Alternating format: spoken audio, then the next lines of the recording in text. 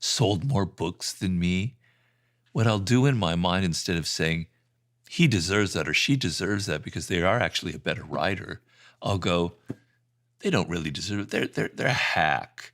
They're just doing that because they know what the public wants, and they're not. My books are going to be read 100 years from now, but nobody will read their books in 5 years. I justify it to myself, right? I don't feel envy. No. I'm not saying that person's superior. In fact, they're actually inferior to me. That's the games that we play when we envy other people. And it's something that social media is like a nuclear bomb of envy, right? So 60 years ago, I wouldn't have known what my neighbors or friends from college are doing and how much more money they're making and how happy they are. But now you know what everybody on the planet is doing and how good they are and how happy they are and the incredible trips they're taking and, the great schools that their children are getting into, on and on and on. So it's this machine for manufacturing envy, and it's infesting our political system as well. It's seeping into all aspects of life, but nobody wants to talk about it and nobody wants to admit it. The main thing with envy is to admit that you feel it, okay? So I will get on my hands and I will say, you know what? Sometimes I actually envy Ryan Holiday. He's 30 years younger than I am. He's written already more books than I have. Before I even wrote my first book, he's got a family. He's got these great homes. He's doing really well. Yeah, sometimes I feel envy. I'll admit it, okay? If you don't admit it to yourself, then it just festers and something ugly will happen. And so what I'm able to do with the feelings of envy that I might have is, I think, God, Robert, there's no reason to feel that way. Go through a process and go, he's actually deserved all the success he's had. He deserves it because he's worked really, really hard, and he's a really good person. He's ethical. He deserves it. And so you should be happy for him, which I am. I'm incredibly happy for him. But I have that first little twinge of envy. You have to admit it to yourself, and it's not an easy thing to admit because it means you're admitting you feel inferior for a moment. Can you use it productively? Yes. That envy? Yes, most definitely. And I talk in Laws of Human Nature about strategies for doing that. One of them is there's somebody that you envy in the world. Well, instead of festering with that ugly emotion, make that a spur. Instead of envy, feel what's called emulation, where you feel competitive and you're going to be as good as they are or better than they are. You're going to use that sense of inferiority to motivate you to work harder and harder and harder. Another thing is, so when somebody has failure and we're actually kind of gleeful about it, it's called Schadenfreude, right? Mm-hmm. The opposite of Schadenfreude is a phrase that Nietzsche called Mitfreude, which means instead of feeling pleasure in their pain, you feel their pleasure as well. So instead of feeling envy, try and feel happy for the other person. Now you'll say that I can't do that, but yes, you can. You have to practice it. There's a great psychologist named William James who called it an as-if strategy. So just tell yourself that I'm actually happy for their success. And when you do that, it's actually a really great feeling to actually feel good about somebody else doing well. Is a very ennobling feeling. It kind of raises you up. Instead of lowering you down and making you feel ugly, it makes you feel noble. It makes you feel better about yourself. And it kind of opens up your whole emotional life.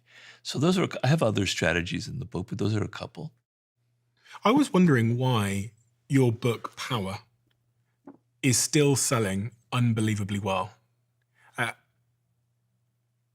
Most books, when they come out, they have their moment and then they're done. But for some reason, what you write in this book is as compelling, tempting, and attractive to people now more than ever. And one would then assume that's because people feel more powerless. And when they see the book, it offers them a promise of something that they so desperately want. Yeah. Is that an accurate assessment? I think it is. I've noticed in the last 6 years or so, the sales have been higher than they've ever been before. And a lot of it, young people went through the crash of 2008, and they had to deal with the COVID and the pandemic. And in those years where the world seemed upside down, the book was selling better than ever. So I think helplessness and feeling a loss of control and feeling like there might be something out there that can guide me a little bit in this very confusing, anarchic times that we're living through can be very seductive and very appealing. So, I mean, there's always change in our world. There's always chaos. But when the book came out in 1998, it wasn't nearly as chaotic as it is right now. So I think you're right. I do attribute the success not necessarily to my brilliance or to the brilliance of the book, but to the fact that people are feeling more and more powerless. People are lonelier than ever, according to many of the stats. And when Yeah. you look at the impact that's having on people, it's equal to smoking 15 cigarettes a day, according to some reports. They're more likely to live alone. They're more likely to feel lonely, to report feeling lonely. They're more likely to feel that they have nobody to turn to in a time of crisis, according to some studies as well. Yeah. They're more addicted than ever before. You can class that in a number of ways, chemical addictions, but social media addictions and other things. And that's the state of especially young men. You know, it's young women too are having their own struggles, especially with anxiety and the comparisons and those kind of things we've talked about. But young people generally, and especially young men, are killing themselves at higher rates than ever before. Suicide, as you know, is one of the biggest killers of young men. What is the antidote for this sense of powerlessness, loneliness, isolation, addiction, aimlessness? Well, you know, our tendency would be to bring it down to the individual level, but I think it's also a cultural problem. I think our culture is contributing to it. The kind of aimlessness in our culture where we don't really talk about the skills that are necessary to get ahead.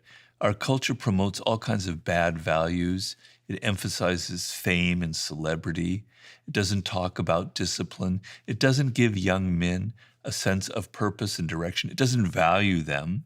You know, right now, a lot of young men feel like, it's women that are getting all the attention. That why am I, what is my purpose here?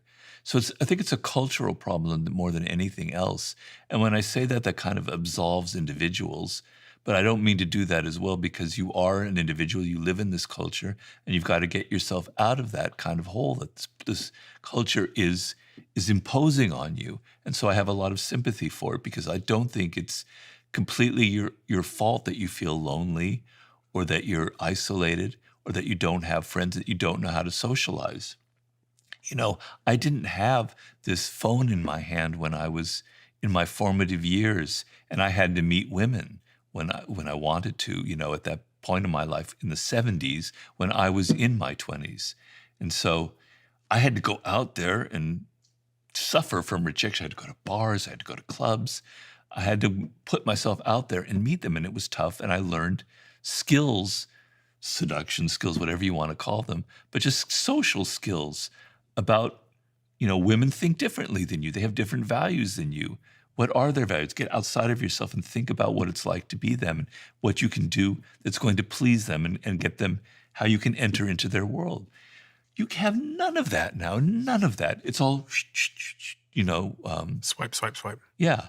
So you're not going out, you're not developing that muscle, you're not putting yourself in live in interacting with people where you're feeling their body language, their nonverbal communication. So no wonder your social skills are atrophying.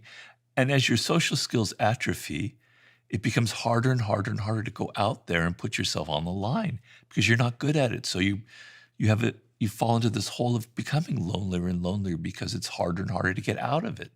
Okay. So I have tremendous empathy, and I would never preach or blame young men in particular for the problems that they're having. And I